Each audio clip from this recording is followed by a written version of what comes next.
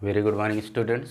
आज की क्लास में हम लोग बात करेंगे Markovnikov's rule and anti Markovnikov's rule.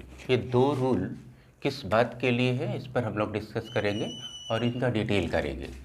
पहले हम समझने की कोशिश करेंगे कि ये रूल है क्या चीज़।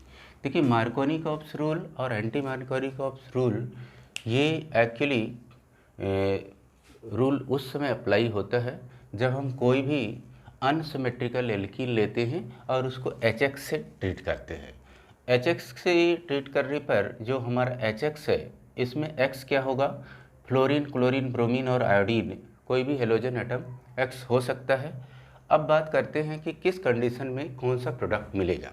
देखिए, अगर हम बात करते हैं मार्कोनिकॉप्स रूल, तो मार्कोनी ने ये बताया कि अगर हम कोई भी अनसिमेट्रिकल एल्कीन लेते हैं तो वहाँ पर जो हमारा प्रोडक्ट होता है, reaction in absence of peroxide होता है। कोई भी पेरोक्साइड उस इन्वायरमेंट में नहीं होना चाहिए जहाँ पर रिएक्शन हो रही है।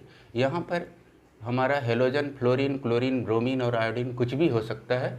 और हमारा प्रोडक्ट डार्क में जो मिलता है वो कैसे मिलता है, इनका ये कहना था कि जब आप रिएक्शन कराएंगे HX से तो इसमें से अनसिमेट्रिकल वाले में से जो कार्बन कार्बन डबल बॉन्ड है, देखिए एक में कम हाइड्रोजन है और दूसरे में ज़्यादा है। यहाँ पर 2 हाइड्रोजन है, 1 2 और यहाँ पर 1 है। तो ये कह रहा है कि X जो है, जब इसका एडिशन होगा तो X जा कर के इस कार्बन से अटैच होगा और हाइड्रोजन जो होगा इसका इस कार्बन से अटैच होगा।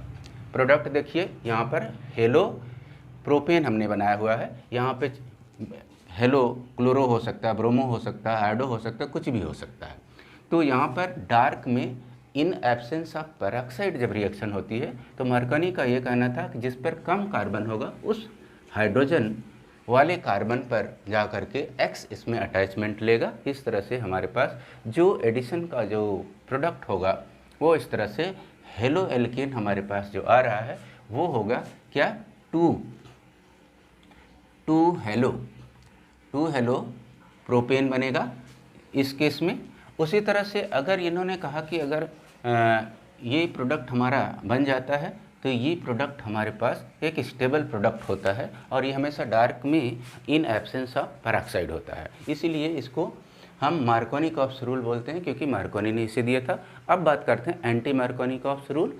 एंटी मार्कोनिकॉप्स रूल एक्चुअली उस केस में अप्लाई होता है जहाँ पर पेरोक्साइड उस इन्वायरमेंट में रिएक्शन मीडियम में पेरोक्साइड की प्रेजेंस होती है और उस केस में पेरोक्साइड के केस में जब रिएक्शन होती है तो HX जो होता है हमारा, यहाँ पर X स्पेसिफाइड हो जाता है।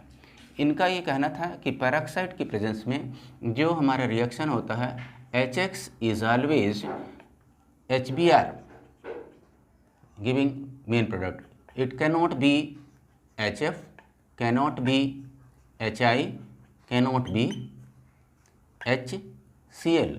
वाई? इन्होंने ये बताया कि देखिए हमारे पास ये जो रिएक्शन होती है एंटी मार्कोनिकॉप्स की रिएक्शन एक्चुअली 2 स्टेप के बाद अप्लाई फाइनल प्रोडक्ट मिलता हमें।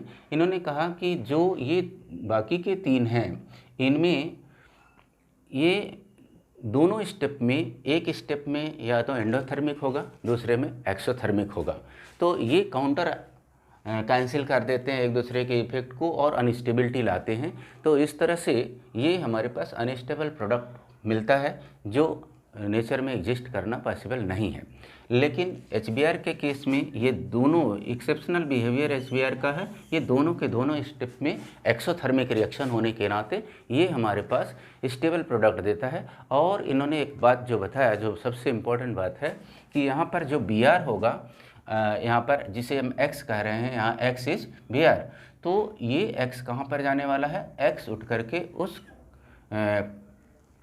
कार्बन पर जा रहा है जहाँ पर ज़्यादा हाइड्रोजन है। आप देखिए कि यही हमारे पास रिएक्शन प्रोपीन है, यहाँ पर ज़्यादा हाइड्रोजन यहाँ पर है, तो यहाँ का जो X है उठ के कहाँ जाने वाला है? ये उठ के यहाँ जाएगा, ये वाले पर। तो देखिए यहाँ पर फर्स्ट कार्बन पर जा रहा है, ये कार्बन कार्बन डबल बॉन्ड के, जहाँ पर ज़्यादा हाइड्रोजन पहले से था। तो ये हमारे पास प्रोडक्ट यहाँ पर X आ जाता है, तो हमारा होता है 1 हेलो प्रोपेन। तो ये देखिए इस केस में हमारे पास कहाँ पे जा रहा, यहाँ जाएगा। लेकिन इस वाले केस में आपका x यहाँ जा रहा है, तो प्रोडक्ट हमारा इस तरह से डेविएट कर जाता है दोनों केस में। अच्छा, एक और चीज़ समझिए कि पेरोक्साइड को हम और नेम से, 2-3 नेम से और जानते हैं। ये एंटी मार्कोनी ऑप्स को रूल जो है, इसी चूँकि मार्कोनी का बिल्कुल उल्टा चलता है, इसलिए एंटी मार्कोनी ऑफ रूल बोलते हैं। अब पेरोक्साइड की प्रेजेंस में रिएक्शन होता है, इसलिए इसको पेरोक्साइड इफेक्ट भी बोलते हैं। अच्छा, इस तरह के रिएक्शंस को सबसे पहले जो स्टडी किया था साइंटिस्ट, उनका नाम था खारास, इसलिए इसको खारास इफेक्ट के नाम से भी जानते हैं। यहाँ पर ख़ास बात यह है कि HBr का एक्सेप्शनल बिहेवियर होने के नाते एंटी मार्कोनिक ऑप्स रूल, जिसे खारास इफेक्ट या पेरोक्साइड कहते हैं, वहाँ पर हमारे पास 1 ब्रोमो, ये जो प्रोडक्ट बनेगा एक्चुअली हमारे पास ये बन रहा है, देखिए यहाँ पर ब्रोमो आ जाता है, 1 ब्रोमो प्रोपेन तैयार हो रहा है अनसिमेट्रिकल के केस में। तो ये हमारे पास 1 ब्रोमो प्रोपेन मिल रहा है, 1 ब्रोमो प्रोपेन। यहाँ X क्या है, इस वाले केस में X हमारे पास जो है, इस वाले केस में X इज Br, और Br के लिए ही ये product anti Markovnikov ops rule apply हो पाता है। HCl, HI और HF के लिए अप्लाई नहीं होता है, क्योंकि हमने आपको बताया कि दोनों स्टेप में, एक में एंडोथर्मिक, दूसरा एक्सोथर्मिक होता है। सिर्फ HBr के केस में दोनों एक्सोथर्मिक होकर के स्टेबल प्रोडक्ट देता है। तो इस तरह से हमने ये देखा कि मार्कोनिक ऑप्स और एंटी मार्कोनिक ऑप्स रूल क्या होता है, और उसमें क्या कंडीशंस अप्लाई होती हैं, और उसका प्रोडक्ट किस तरह से बनता है। तो आज के लिए इतना ही। Thank you for today.